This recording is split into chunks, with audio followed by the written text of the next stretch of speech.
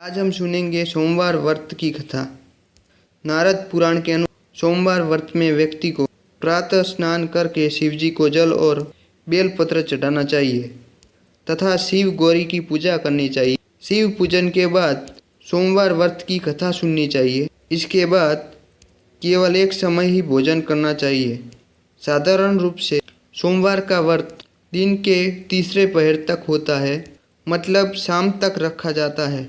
सोमवार व्रत 3 प्रकार का होता है: प्रति सोमवार व्रत, सौम्य प्रदोष व्रत और 16 सोमवार व्रत। इस सभी व्रतों के लिए एक ही विधि है। एक समय की बात है, किसी नगर में एक साहूकार रहता था। उसके घर में धन की कोई कमी नहीं थी, लेकिन उसकी कोई संतान नहीं थी। इस कारण वह बहुत दुखी था। पुत्र प्राप्ति के लिए वह प्रत्येक सोमवार व्रत रखता था और श्रद्धा के साथ शिव मंदिर जाकर भगवान शिव और पार्वती जी की पूजा करता था। उसकी भक्ति देखकर एक दिन माँ पार्वती प्रसन्न हो गई और भगवान शिव से उस साहूकार की मनोकामना पूर्ण करने का आग्रह किया।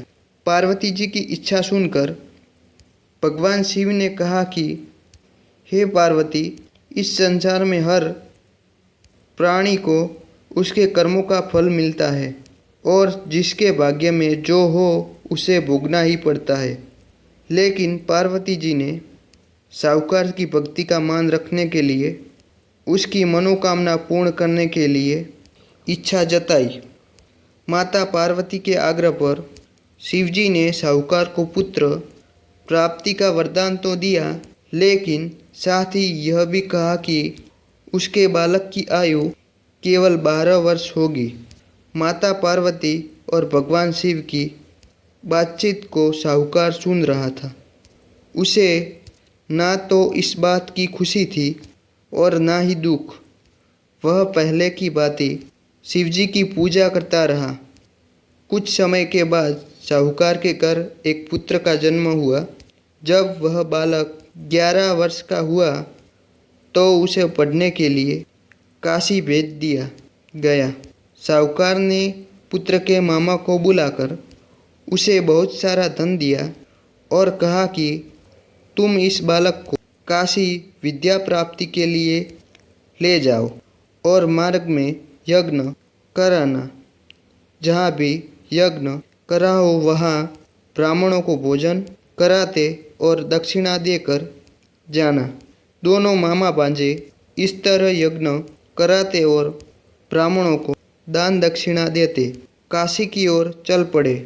रात में एक नगर पड़ा जहाँ नगर के राजा की कन्या का विवाह था, लेकिन जिस राजकुमार से उसका विवाह होने वाला था वह एक आँख से काना था। राजकुमार के पिता ने अपने पुत्र के काना होने की बात को छुपाने के लिए एक चाल सोची। साहूकार के पुत्र को देखकर उसके मन में एक विचार आया। उसने सोचा, क्यों न इस लड़के को दूल्हा बनाकर राजकुमारी से विवाह करा दूं। विवाह के बाद धन देकर इसको विदा कर दूंगा और राजकुमारी को अपने नगर ले आऊँगा। लड़के को दूल्हे के वस्त्र पहनाकर राजकुमारी से विवाह कर दिया गया।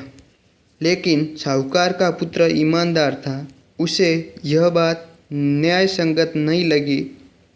उसने अवसर पाकर राजकुमारी के चुन्नी के पल्ले पर लिखा कि तुम्हारा विवाह तो मेरे साथ हुआ है, लेकिन जिस राजकुमार के संग तुम्हें भेजा जा रहा है वह एक आँख से काना है। मैं तो काशी पढ़ने जा रहा हूँ। जब राजकुमारी ने चुन्नी पर लिखी बातें पढ़ी तो उसने अपने माता पिता को यह बात बताई। राजा ने अपनी पुत्री को विदा नहीं किया, जिससे बारात वापस चली गई। दूसरी ओर साहूकार का लड़का और उसका मामा काशी पहुँचे और वहाँ जाकर उन्होंने यज्ञ किया। जिस दिन लड़के की आयु 12 साल की हुई उस दिन यज्ञ रखा गया। लड़के ने अपने मामा से कहा कि मेरी तबीयत कुछ ठीक नहीं है। मामा ने कहा कि तुम अंदर जाके सो जाओ। शिवजी के वरदान अनुसार कुछ ही देर में उस बालक के प्राण निकल गए। मृत भांजे को देख उसके मामा ने विलाप शुरू किया। संयोगवश उसी समय शिवजी और माता पार्वती उधर से जा रहे थे। पार्वती ने भगवान से कहा, स्वामी मुझे उसके रोने के स्वर सहन नहीं होते। आप इस व्यक्ति के कष्ट को अवश्य दूर करें। जब शिवजी मृत बालक के समीप गए तो वह बोले कि यह उसी साहूकार का पुत्र है जिसे मैंने 12 वर्ष की आयु का वरदान दिया। अब इसकी आयु पूरी हो चुकी है।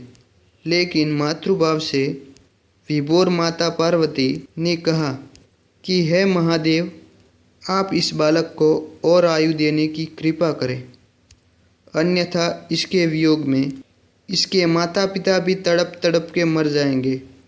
माता पार्वती के आग्रह पर भगवान शिव ने इस लड़के को जीवित होने का वरदान दिया। शिवजी के कृपा से वह लड़का जीवित हो गया। शिक्षा समाप्त करके लड़का मामा के साथ अपनी नगर की ओर चल दिया। दोनों चलते हुए उसी नगर में पहुँचे जहाँ उसका विवाह हुआ था। उस नगर में भी उन्होंने यज्ञ का आयोजन किया। उस लड़के के ससुर ने उसे पहचान लिया और महल में ले जाकर उसकी खातिरदारी की और अपनी पुत्री को विदा किया। इधर साहूकार और उसकी पत्नी भूखे प्यासे रहकर बेटे की प्रतीक्षा कर रहे थे। उन्होंने प्रण कर रखा था कि यदि उन्हें अपने बेटे की मृत्यु का समाचार मिला तो वह भी प्राण त्याग देंगे, परंतु अपने बेटे का जीवित होने का समाचार पाकर वह बेहद प्रसन्न हुए। उसी रात भगवान शिव ने व्यापारी के स्वरूप में आकर कहा कि हे श्रेष्ठ, मैंने तेरे सोमवार के व्रत करने और व्रत कथा सुनने से प्रसन्न होकर तेरे पुत्र को लंबी आयु प्रदान की है। इस प्रकार जो कोई सोमवार व्रत करता है या कथा सुनता है और पढ़ता है, उसके सभी दुख दूर होते हैं।